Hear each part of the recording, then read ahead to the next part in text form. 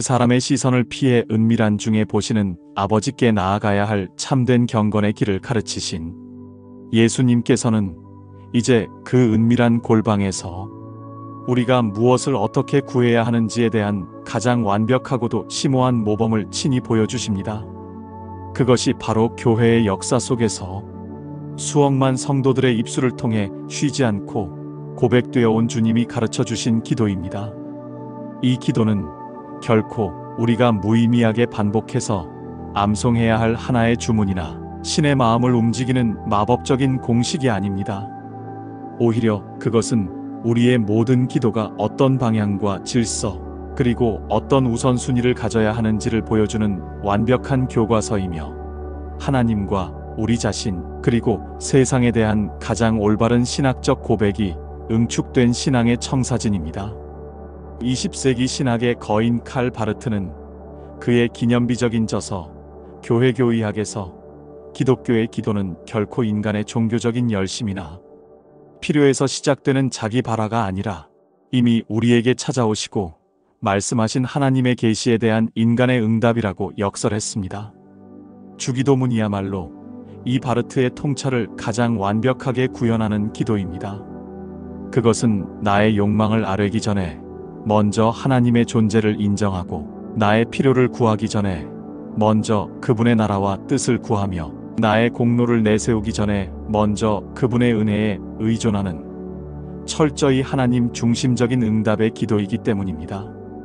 위대한 교부 어거스틴은 이 짧은 기도 안에 복음 전체가 담겨 있다고 말했으며 종교 개혁자들은 이 기도를 통해 중세 교회의 미신적인 기도를 개혁하고자 했습니다. 이처럼 주기도문은 단순한 기도문을 넘어 기독교 신앙의 모든 것을 담고 있는 거대한 우주와도 같습니다. 오늘 우리는 이 위대한 기도의 문을 한 구절씩 열어가며 우리의 기도가 어떻게 변화되어야 하고 우리의 삶이 궁극적으로 무엇을 향해야 하는지를 배우게 될 것입니다. 이것은 단순한 지식의 습득이 아니라 우리의 영혼이 하나님이라는 중심축을 향해 재정렬되는 거룩한 여정이 될 것입니다. 주기도문은 나의 간절한 필요나 나의 절박한 문제에서 시작하지 않습니다. 그것은 하늘에 계신 우리 아버지여를 부르는 관계에 대한 선포와 신뢰의 고백에서 시작됩니다.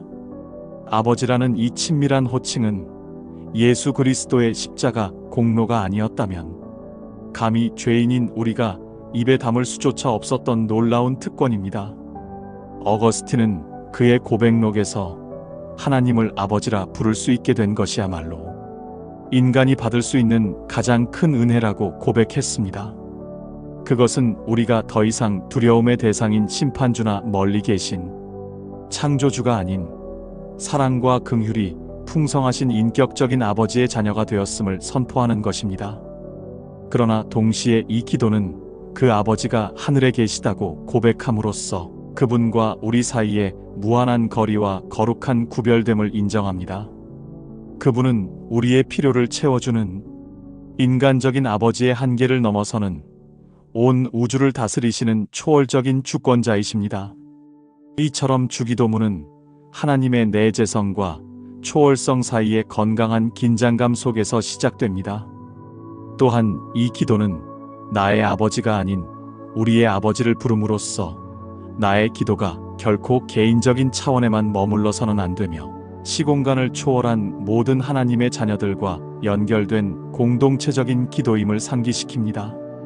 헨리 나우에는 현대 사회의 가장 큰 병폐 중 하나로 극단적인 개인주의를 꼽으며 진정한 영성은 나에서 우리로 나아가는 여정이라고 말했습니다. 주기도문은 바로 그 여정의 출발점에 우리를 세웁니다. 그리고 이 관계의 확인 이후에 나오는 첫 번째 간구는 놀랍게도 우리 자신을 위한 것이 아닙니다. 그것은 바로 이름이 거룩히 여김을 받으시오며라는 하나님의 영광을 향한 순전한 갈망입니다. 이것은 하나님께서 본래 거룩하시지 않기 때문에 우리가 그분을 거룩하게 만들어드려야 한다는 의미가 결코 아닙니다.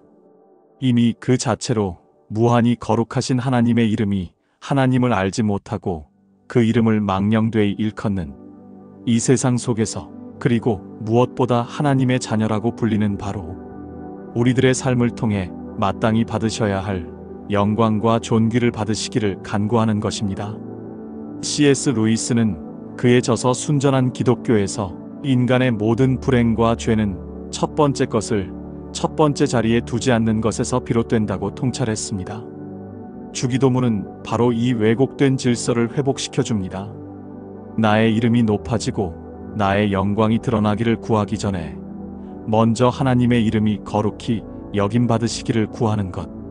이것이야말로 모든 참된 기도의 시작이며 모든 피조물이 마땅히 가져야 할 올바른 자세입니다. 하나님의 이름과 영광을 향한 첫 번째 간구에 이어 두 번째와 세 번째 간구는 그 하나님의 거룩한 통치가 이 땅 위에 구체적으로 실현되기를 바라는 강력한 청원으로 이어집니다. 나라가 임하시오며라는 이 짧은 간구는 주기도문 전체의 핵심이자 예수님께서 선포하신 복음의 중심 주제입니다. 하나님의 나라는 단순히 우리가 죽어서 가는 천국이라는 장소적 개념을 넘어 하나님의 주권적인 통치와 다스림이 온전히 실현되는 영적인 상태를 의미합니다.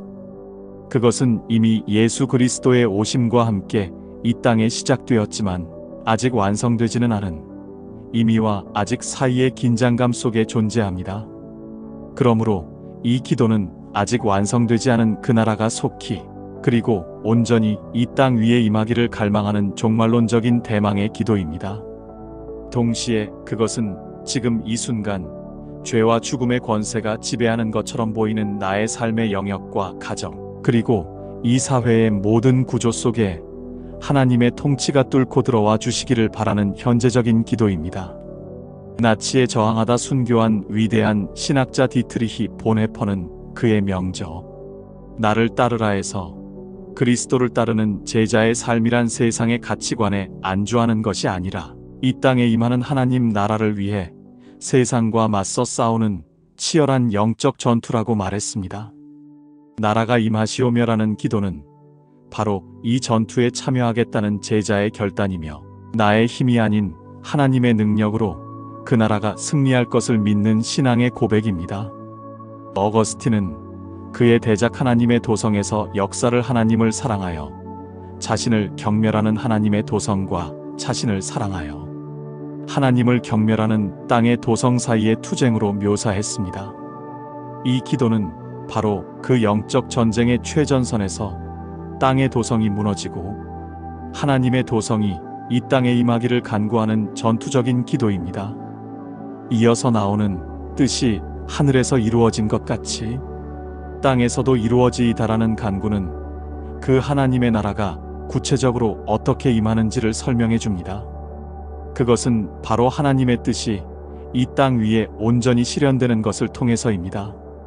하나님 앞에서 살아가는 사람에게는 세상적인 힘이 아닌 하나님과의 깊은 교제에서 오는 보이지 않는 권위가 있습니다.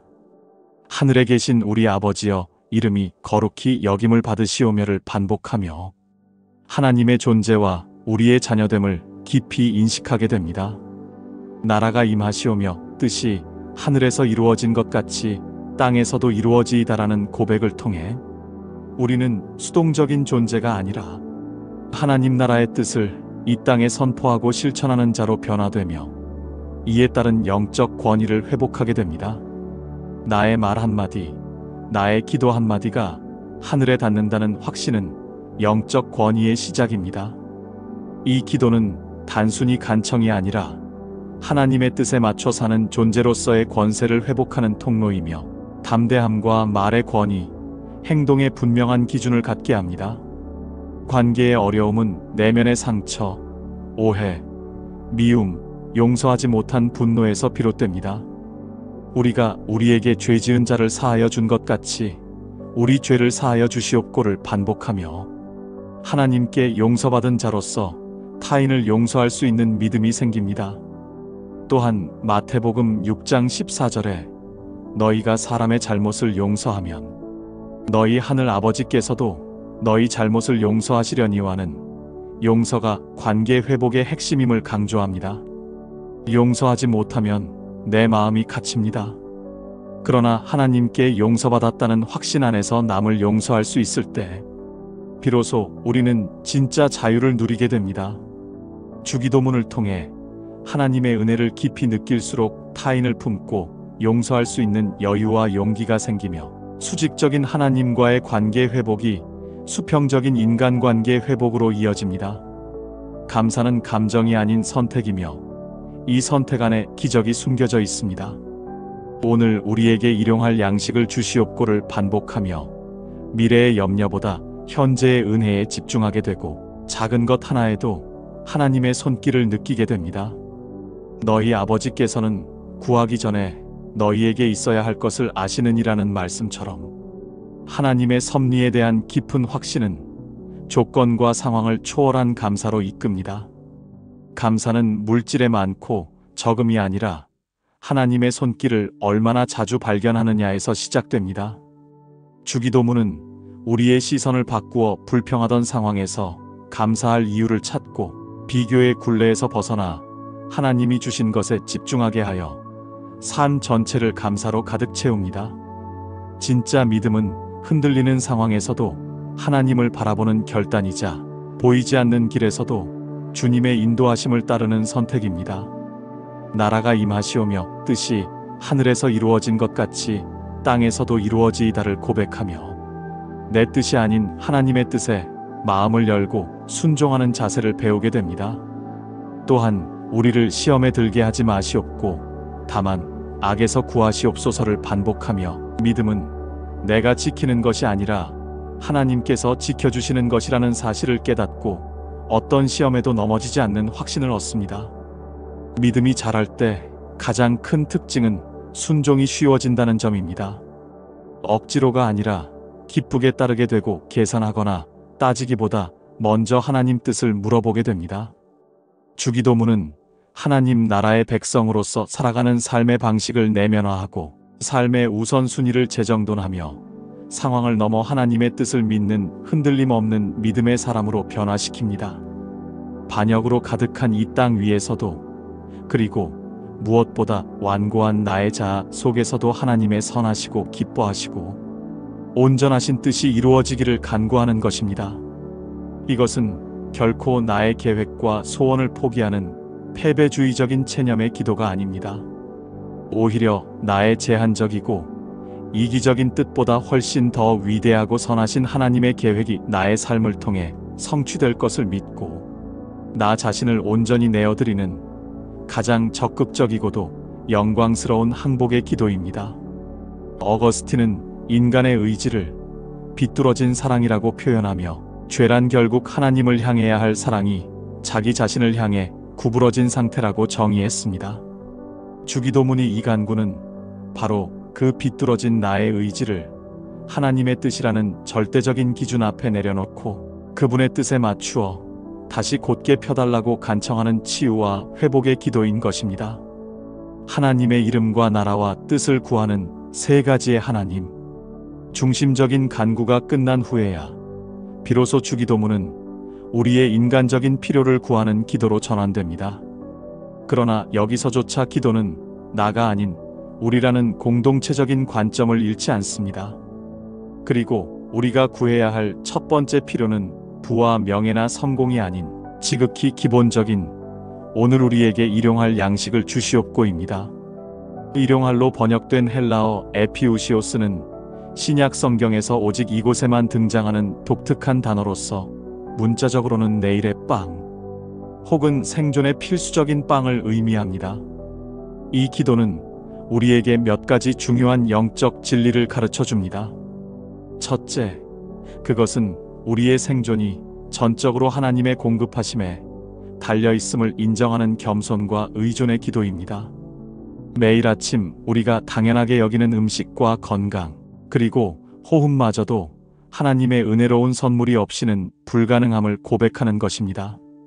둘째, 그것은 미래에 대한 과도한 염려와 탐욕을 내려놓고 오직 오늘 하루의 필요만을 구하는 신뢰와 자족의 기도입니다.